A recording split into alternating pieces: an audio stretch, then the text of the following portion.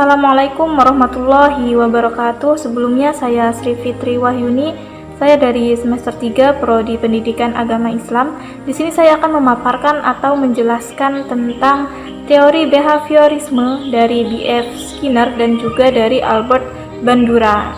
Nah, pembahasan pertama ialah kita perlu tahu apa itu belajar menurut behaviorisme. Jadi, menurut teori behaviorisme, belajar itu adalah suatu perubahan tingkah laku sebagai akibat dari adanya interaksi antara stimulus dan respon. Nah, atau dengan kata lain nih, belajar itu merupakan bentuk perubahan yang dialami siswa dalam hal kemampuannya untuk bertingkah laku dengan cara yang baru sebagai hasil interaksi antara stimulus dan juga respon.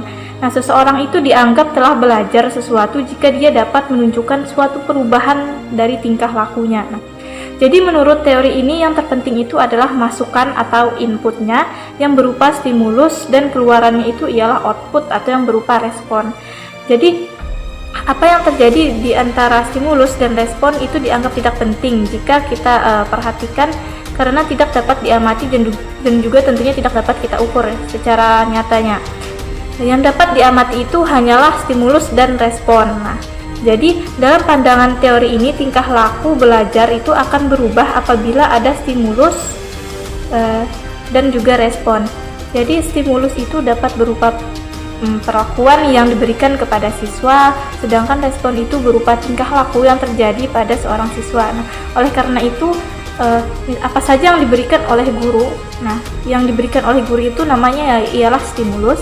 Dan apa saja yang dihasilkan oleh siswa. Nah, yang dihasilkan oleh siswa itu adalah berupa responnya. Semuanya itu harus dapat diamati dan juga harus dapat diukur tentunya. Disebutkan bahwa faktor lain juga dianggap penting oleh penganut aliran behavioristik adalah faktor penguatan. Jadi penguatan itu menurut teori behavioristik ini sangat penting sekali ya, atau behaviorisme. Nah, penguatan itu adalah apa saja yang dapat memperkuat timbulnya respon. Bila penguatan itu ditambahkan, maka respon itu bisa semakin kuat, seperti itu. Jadi begitu juga jika penguatan itu dikurangi, responnya tentu juga akan tetap dikuatkan. Nah, misalkan ketika peserta didik diberi tugas oleh guru, nah ketika tugasnya ditambahkan, maka ia akan semakin giat belajarnya. Maka penambahan tugas tersebut disebut dengan penguatan yang positif. Tapi sebaliknya, jika tugasnya itu tidak diberikan tugas, nah maka bila tidak tugas-tugasnya itu ya, bila dikurangi tugas-tugasannya itu, maka pengurangan itu justru akan menambah pengurangan karena dia tidak akan belajar jika tidak diberikan tugas tersebut, seperti itu. Jadi intinya penguatan itu sangat penting bagi teori belajar dari behavioristik. Jadi untuk penguatan itu sendiri kan ada dua tadi, seperti yang saya jelaskan, ada penguatan positif dan juga penguatan yang negatif. Nah, selanjutnya kita akan masuk teori behaviorisme dari B.F. Skinner ya. Jadi apa sih yang melatar belakangi teori dari B.F. Skinner ini sebenarnya? Mengapa dia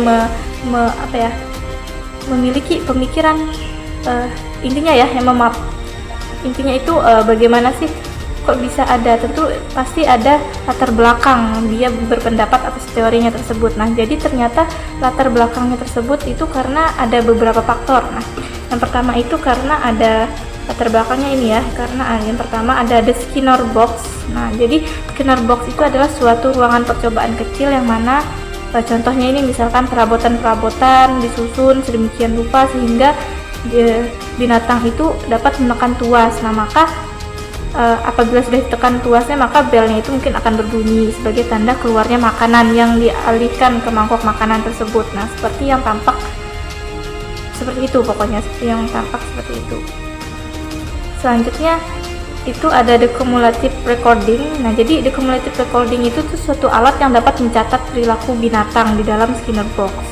Dan yang yang ketiga ini ada conditioning the liver pressing response. Nah, jadi ini nih merupakan bagaimana sih binatang itu bisa belajar dalam menekan tuas. Nah, untuk yang ini nih, dalam kondisi yang ini terdapat dari 3 tahap. Yang pertama itu ada deprivation, atau sebelum binatang dimasukkan dalam Skinner box, binatang itu dibuat depresi terlebih dahulu, atau kayak dibuat lapar atau haus lah terlebih dahulu dalam 1 hari atau 23 jam sampai 24 jam. Lalu tahap yang kedua itu ada magazine training, Jadi megagen training itu suatu latihan untuk menjauhi mangkok makanan sebelum feeder mesinnya itu berbunyi, dan juga dilatih untuk mendekati makanan setelah feeder mesinnya itu berbunyi. Lalu yang tahap yang ketiga itu ada liver pressing. Nah, liver pressing ya. Jadi liver pressing ini suatu respon yang harus dilakukan oleh binatang saat ia lapar. Jadi dengan cara menekan tombol yang ada di dalam Skinner box. Jadi ini merupakan suatu pelatihan jika binatangnya itu lapar, maka binatangnya itu harus dapat menekan tombol yang ada di Skinner box tersebut. Nah, jadi intinya pada BF Skinner ini lebihnya itu kepada binatang ya. Untuk percobaan dari teorinya ini lebih menonjol kepada binatang. Ada juga kepada manusia, tetapi untuk manusia itu kurang lah, tapi lebih menonjolnya kepada binatang. Nah, adapun karakteristik dari hal yang tadi itu mengemukakan ada dua jenis pembelajaran. Nah, jadi kedua jenis pembelajaran ini tentu berbeda karena masing-masing itu mencakup jenis perilaku tersendiri. Nah, ini tadi jenisnya yang pertama itu ada responden behavior atau perilaku responder, yaitu respon yang diperoleh atau dibangkitkan oleh adanya stimulus. Nah, hal ini merupakan pandangan dari conditioning klasik yang dikemukakan oleh Pavlov. Nah, jadi contoh responden behavior itu adalah semua gerak refleks. Semua gerak refleks yang kita lakukan itu adalah termasuk responden behavior.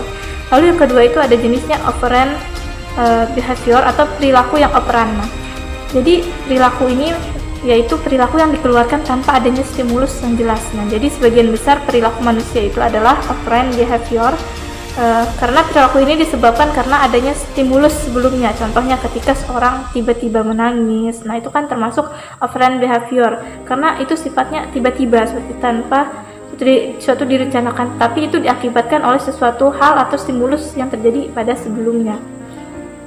Selanjutnya kan tadi sudah dijelaskan dengan dibaginya dua macam perilaku tadi, ada perilaku responden behavior dan juga ada operant behavior. Nah, maka Skinner itu mengemukakan dua jenis pengkondisian. Nah, untuk jenis pengkondisian ini ada yang tipe S, yaitu tipe S ini pengkondisian ini menekankan arti penting stimulus dalam menimbulkan respon yang diinginkan. Ada juga yang tipe R. Nah, tipe R ini maksudnya ya, dalam pengkondisian ini penguatan pengkondisiannya itu ditunjukkan dengan atau dalam tingkat respon gitu. Selanjutnya ini dari prinsip pengkondisian operan itu tadi kan ada prinsip pengkondisian operan, ada dua prinsip umum dalam operan conditioning. Nah, prinsip umumnya ini kan ada dua tadi. Yang pertama ini setiap respon yang diikuti dengan stimulus yang menguatkan cenderung itu diulang. Lalu yang kedua, stimulus yang menguatkan adalah segala sesuatu yang dapat meningkatkan dimunculkannya suatu respon operan. Nah, selanjutnya adalah bagaimana sih konsep utama dari teori BF Skinner. Nah, tadi kita sudah membahas latar belakang munculnya teori dari BF Skinner ini. Tentu suatu teori itu pasti disebabkan adanya latar belakang seperti itu. Nah, kita yang kedua akan membahas tentang konsep utama dari teori BF Skinner. Jadi dalam sebuah buku ya dituliskan bahwa menurut Skinner ini pengkondisian operan itu terdiri dari dua konsep utama. Yang pertama itu ada penguatan. Jadi penguatan itu adalah konsekuensi yang meningkatkan probabilitas bahwa suatu perilaku itu akan terjadi. Penguatan itu dianggap sangat penting untuk membentuk perilaku. Jadi Skinner menerangkan penguatan itu berdasarkan dampaknya untuk meningkatkan atau menguatkan dorongan untuk dilakukan suatu respon. Dan ia membagi penguatan ini menjadi dua bagian. Jadi Skinner ini membagi penguatan ini menjadi dua bagian. Tadi di awal-awal juga saya sudah jelaskan kalau penguatan dari Skinner ini dibagi menjadi dua. Yang pertama ada penguatan positif. Jadi penguatan positif itu adalah suatu metode memperkuat perilaku dengan menyertai stimulus yang menyenangkan. Jadi bentuk-bentuk penguatan positif itu bisa berupa hadiah, perilakunya itu bisa dengan tersenyum, menganggukkan kepala untuk menyetujui misalkan. Terus ada juga dengan bertepuk tangan, mengapresiasi atas jawaban atau respon atau ya seperti itu. Dan juga ada mengacungkan jempol. Nah, atau memberikan penghargaan ini misalkan dengan nilai A, juara 1 dan sebagainya. Ada juga yang jenis kedua ialah penguatan negatif. Jadi penguatan negatif itu suatu cara memperkuat perilaku melalui cara menyertainya dengan menghilangkan atau meniadakan stimulus yang tidak menyenangkan. Nah, bentuk-bentuk penguatan negatif ini misalkan menunda atau tidak memberikan penghargaan. Yang kedua ialah hukuman atau punishment. Jadi hukuman adalah konsekuensi yang menurunkan probabilitas terjadinya suatu perilaku atau apa saja yang menyebabkan sesuatu respon atau tingkah laku itu menjadi berkurang atau bahkan langsung dihapuskan atau ditinggalkan. Sama halnya dengan reinforcement. Jadi ada dua macam hukuman, yaitu ada hukuman positif dan juga ada hukuman yang negatif. Nah, jadi hukuman yang positif ini bisa meliputi dengan mengurangi perilaku dan memberikan stimulus yang tidak menyenangkan jika perilaku itu terjadi. Biasanya nih orang tua menggunakan hukuman positif itu ketika mereka memukul, memarahi, dan juga meneriaki anak karena perilaku mereka yang buruk atau karena anak tersebut telah melakukan suatu kesalahan yang fatal. Nah, jadi di sini Skinner itu membuat daftar alternatif untuk menghindari punishment. Jadi yang pertama itu dengan cara mengubah situasi yang menimbulkan perilaku yang tidak diinginkan sehingga mengubah perilaku itu, misalkan tadi kan dengan cara mengubah situasi yang menimbulkan perilaku yang tidak diinginkan sehingga akan menyebabkan mengubah perilaku. Misalnya itu seperti memindahkan guci yang ada di ruang tamu sehingga dapat menghindari guci tersebut pecah, sehingga kan anak-anak apabila itu dilakukan, anak-anak tentu tidak akan dimarahi karena telah dipindahkan tadi. Nah, yang kedua, membiarkan organisme untuk berbuat sampai kelelahan atau bosan, misalkan membiarkan bermain korek api sampai dia bosan ataupun terkena apinya, dan membiarkan makan permen sampai sakit gigi. Nah, itu yang kedua. Terus yang ketiga itu memberikan membiarkan perilaku itu berlalu, meskipun pendekatan ini membutuhkan waktu yang panjang ya tentunya, dan juga kebiasaan itu sangat sulit untuk dilupakan. Dan yang keempat itu ada reinforce, lawan dari perilaku yang tidak diinginkan. Misalkan jika anak itu bermain korek api tetapi maka tidak di reinforce gitu. Nah, tetapi jika anak membaca buku pelajaran maka diberi reinforce itu seperti diberi apresiasi. Nah, yang ketiga itu ada shaping atau pembentukan respon. Nah, jadi teknik pembentukan respon itu dilakukan dengan cara menguatkan organisme pada setiap kali ia bertindak ke arah yang diinginkan, sehingga ia menguasai atau belajar merespon sampai pada suatu saat tidak perlu lagi menguatkan respon tersebut. Nah, di sini terdapat dua unsur dari pengertian shaping sebenarnya. Yang pertama itu ada differential reinforcement atau adanya penguatan secara berbeda-beda, yaitu ada respon yang diberikan penguat dan juga ada respon yang tidak diberi penguat. Yang kedua ada successive approximation atau upaya mendekat terus-menerus, yaitu fakta bahwa respon-respon yang semakin sama dengan yang diinginkan oleh eksperimental yang akan diperkuat. Nah, jadi pakar psikologi itu telah menggunakan shaping atau pembentukan ini untuk mengajarkan kemampuan berbicara pada anak-anak dengan keterbelakangan mental yang parah, misalkan dengan pertama-tama memberikan hadiah pada suara apapun yang mereka keluarkan, dan kemudian secara berangsur menurut suara yang semakin menyerupai kata-kata dari gurunya. Lalu di sini Biff Skinner juga membuat 5 schedule atau penjadwalan dalam reinforcement. Nah, jadi ada pun 5 schedule dari reinforcement yang terkenal adalah yang pertama itu ada continuous reinforcement atau continuous reinforcement schedule atau CRF, dikenal dengan CRF. Itu adalah yang diberikan setiap respon atau yang benar muncul selama proses belajar. Nah, biasanya itu kan binatang percobaan itu diberi CRF, setelah itu baru diganti dengan partial reinforcement karena sulit untuk mempelajari binatang jika langsung menggunakan partial reinforcement seperti itu. Yang kedua ada fixed interval reinforcement schedule atau FI. Nah, jadi reinforcer yang diberikan setelah organisme melakukan respon selama beberapa waktu tertentu. Nah, misalkan setiap 3 menit, terus binatang diberi makanan. Nah, kadang-kadang perilaku manusia itu dari B.F. Skinner ini berpandangan perilaku manusia itu terkadang mirip dengan binatang. Misalnya perilaku saat berhadapan dengan deadline. Nah, misalkan jika dirasa deadline tugas masih lama, maka manusia tersebut cenderung untuk membiarkan sementara waktu atau berleha-leha gitu. Tetapi setelah mendekati deadline atau batas waktunya, maka ia akan buru-buru untuk mengerjakannya.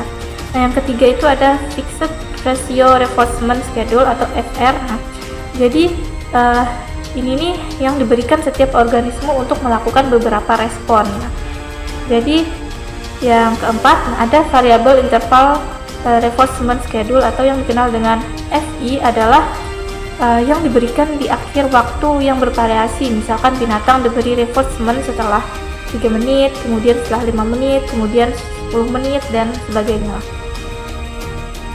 Lalu yang kelima ini ada namanya Variable Ratio Reinforcement Schedule atau FVR ya, adalah yang diberikan pada sejumlah respon yang bervariasi. Salah satu contoh dari VR ini adalah penjudi. Jika semakin cepat menarik tombol mesinnya, maka semakin ring atau di-reinforce seperti itu. Lalu yang keempat ini dari Skinner ini adalah pemadaman dan pemulihan kembali. Nah, jadi pemadaman dan pemulihan kembali ini adalah suatu kondisi di mana suatu respon itu tidak muncul setelah beberapa saat tidak mendapatkan reinforce. Nah, jadi seperti halnya dalam pengkondisian klasik, ketika kita mencabut penguatan dari situasi pengkondisian operan, berarti kita melakukan extension atau pemadaman dan pelenyapan. Nah, misalnya dalam percobaan Skinner, pada saat hewan sudah bisa menekan tuas untuk mendapatkan makanan, mekanisme pemberian makanan mendadak dihentikan. Nah, maka penekanan tuas tidak akan menghasilkan makanan bagi si hewan percobaan tersebut. Tapi di sini setelah pemadaman dilakukan, apabila hewan dikembalikan ke sarangnya selama periode waktu tertentu dan kemudian dikembalikan ke dalam situasi percobaan, ia akan sekali lagi mulai menekankan tuas dengan segera tanpa perlu dilatih lagi. Maka ini disebut sebagai pemulihan kembali. Nah, di sini juga Skinner berpendapat dalam generalisasi sesuatu perilaku yang telah dipelajari dalam suatu situasi dilakukan dengan kesempatan lain, namun di situasinya sama. Sebagai misal, seorang yang diberi hadiah dengan tertawa atas ceritanya yang lucu di suatu acara akan mengulang cerita yang sama, misalkan akan mengulangnya di restoran, pesta, atau resepsi pernikahan. Nah, sini Skinner juga berpendapat tentang diskriminasi merupakan proses belajar bahwa suatu perilaku itu akan diperkuat dalam suatu situasi namun tidak dalam situasi lain. Nah, misalkan seseorang akan belajar bahwa menceritakan leluconnya di tempat ibadah itu tentu, atau di dalam suatu bisnis itu tentu memerlukan keseriusan dan tidak akan membuat orang tertawa. Itu salah satu contohnya. Selanjutnya adalah kita akan membahas tentang kelebihan dan kekurangan dari teori operant conditioning atau teori behaviorisme dari B.F. Skinner tadi. Nah, jadi adapun kelebihannya pada teori ini, pendidik itu diarahkan untuk menghargai setiap anak didiknya. Hal ini ditujukan dengan dihilangkannya sistem hukuman. Nah, hal itu didukung dengan adanya pembentukan lingkungan yang baik sehingga dimungkinkan akan meminimalkan terjadinya kesalahan. Nah, dan dengan adanya penguatan menjadikan motivasi bagi organisme untuk berperilaku yang benar sesuai dengan keinginan. Lalu kekurangan dari teori B.F. Skinner ini adalah yang pertama, proses belajar itu dapat diamati secara langsung, padahal pelajar adalah proses kegiatan mental yang tidak dapat disaksikan dari luar kecuali sebagai gejalanya. Nah, selanjutnya yang kedua itu kekurangan dari teori B.F. Skinner yang kedua ini adalah proses belajar itu bersifat otomatis, mekanis, sehingga terkesan seperti gerakan mesin dan robot. Padahal setiap individu itu memiliki self-direction atau kemampuan mengarahkan dirinya sendiri. Nah, jadi dan self-control pengendalian ini bersifat kognitif sehingga ia bisa menolak jika ia tidak menghendaki. Nah, yang ketiga kekurangannya ialah proses belajar manusia itu dianalogikan dengan perilaku hewan. Itu tentu sulit diterima mengingat menolaknya perbedaan karakteristik dari segi fisik maupun psikisnya ya antara manusia dan hewan itu tentu jauh berbeda sekali. Lalu yang keenam ini kita akan membahas aplikasi dari teori Skinner dalam pendidikan. Sama halnya dengan Thorndike, nah Skinner ini tertarik untuk menerapkan teori belajarnya pada proses pendidikan. Jadi menurut Skinner, efektivitas belajar dapat terjadi jika yang pertama, informasi atau pelajaran itu diberikan secara tahap demi tahap. Yang kedua ialah pelajar itu diberi feedback secara langsung tentang hasil belajarnya, apakah yang telah ia pelajari sudah benar atau belum, seperti itu. Lalu yang ketiga itu pelajar dapat belajar dengan caranya sendiri.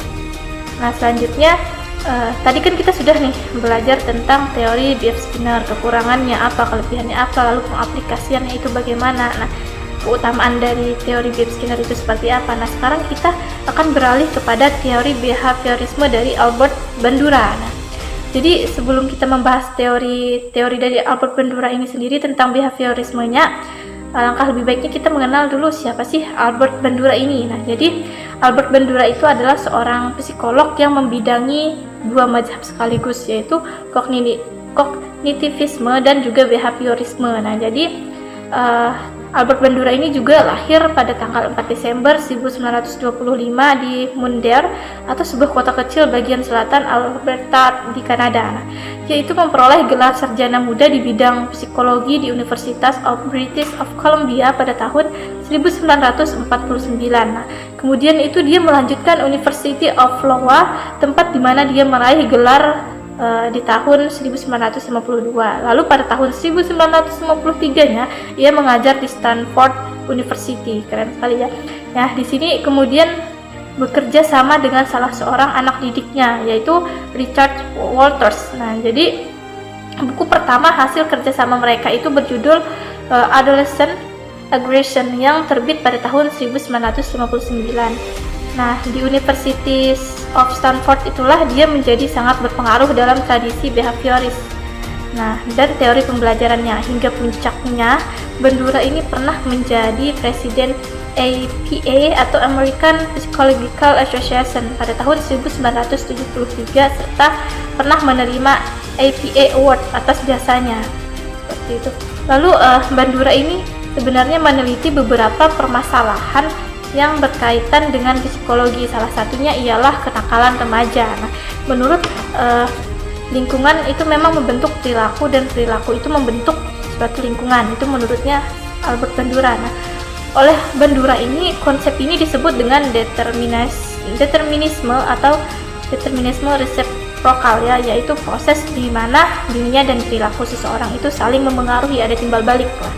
Nah, terus yaitu melihat bahwa kepribadian itu merupakan hasil dari interaksi tiga hal, yaitu lingkungan, perilaku, dan juga proses psikologis seseorang. Nah, jadi proses psikologi ini berisi kemampuan untuk menyelaraskan berbagai cara atau image-nya dalam pikiran dan bahasa. Nah, dalam teorinya si Albert Bandura ini menekankan dua hal yang penting yang dianggapnya sangat berpengaruh terhadap perilaku manusia, yaitu pembelajaran observasional atau modeling yang lebih dikenal dengan teori pembelajaran sosial atau social learning theory, dan juga regulasi diri yaitu personality psychology. Nah, beberapa tahapan yang terjadi dalam proses modeling itu adalah ada atensi atau yang dikenal dengan perhatian, ada retensi yang dikenal dengan ingatan, dan juga ada reproduksi dan juga motivasi. Nah, menurut Bandura ini ada beberapa jenis motivasi. Yang pertama itu dengan dorongan masa lalu, yaitu dorongan-dorongan yang sebagaimana yang dimaksudkan kaum behaviorisme tradisional.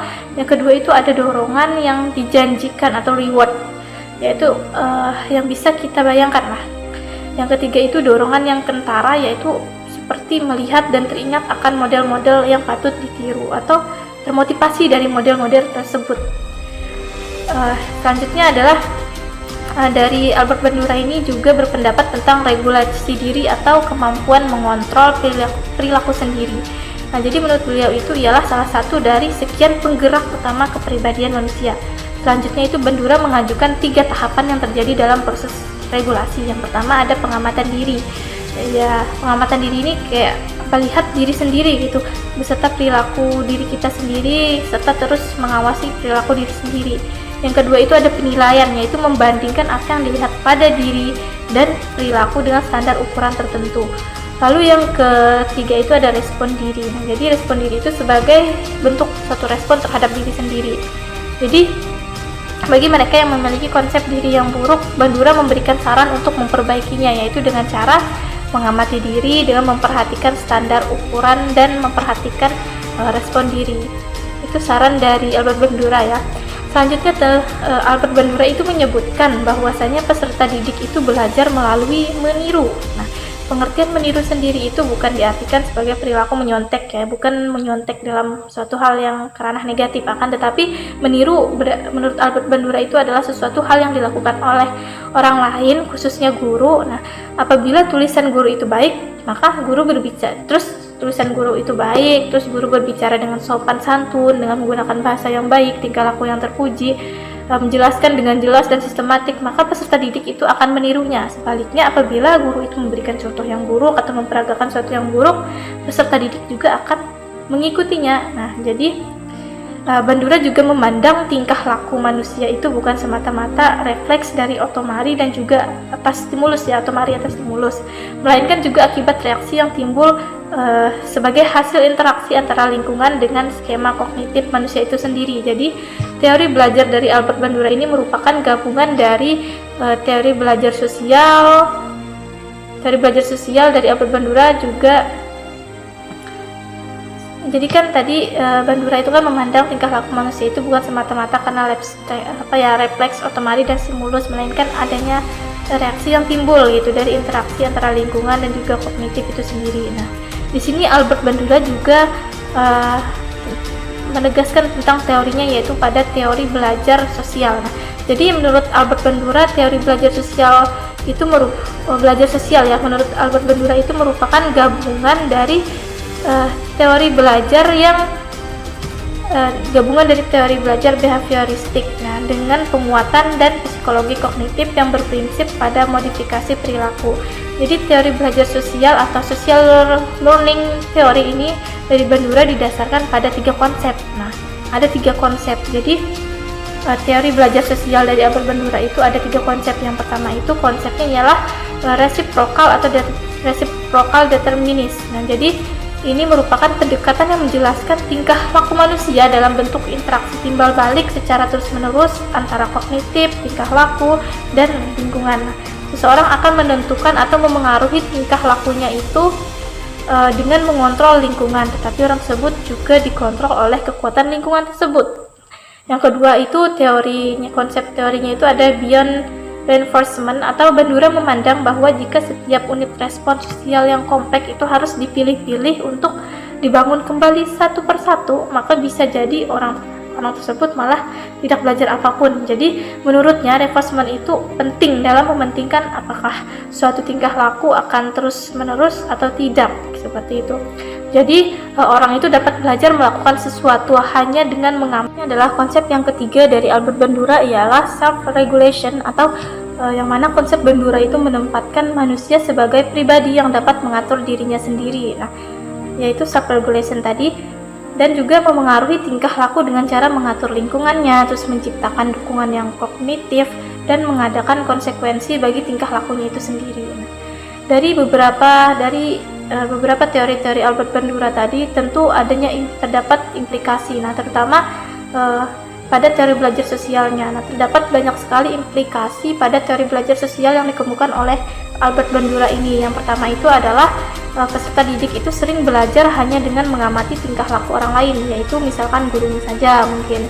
Yang kedua, dapat menggambarkan konsekuensi perilaku yang secara efektif dapat meningkatkan perilaku yang sesuai dengan yang diharapkan dan menurunkan perilaku yang tidak pantas. Lalu untuk implikasi yang ketiga dari Albert Bandura ini adalah peniruan, atau dalam modelingnya menyediakan alternatif untuk membentuk perilaku baru untuk belajar. Nah, di dalam mempromosikan model yang efektif ini, seorang guru itu harus memastikan bahwa 4 kondisi esensial yang harus ada, yaitu perhatian, retensi, motor, reproduksi, dan juga motivasi. Yang keempat itu adalah guru dan orang tua itu harus menjadi model perilaku yang sesuai dan berhati-hati agar peserta didik itu tidak meniru perilaku yang tidak pantas. Lalu yang kelima itu peserta didik itu harus percaya bahwa mereka itu mampu menyelesaikan tugas-tugas sekolah, sehingga guru dapat meningkatkan rasa percaya diri peserta didik dengan memperhatikan pengalaman orang lain yang sudah sukses atau menceritakan pengalaman-pengalaman kesuksesan dari guru itu sendiri. Dan yang terakhir itu, guru harus membantu peserta didik dalam menetapkan harapan yang realistis untuk prestasi akademiknya. Nah, guru juga harus memastikan bahwa target prestasi dari peserta didik itu tidak lebih rendah dari potensi peserta didik yang bersangkutan. Itu adalah teori Albert Bandura. Sekian penjelasan saya, mohon maaf apabila ada kekurangan. Assalamualaikum warahmatullahi wabarakatuh.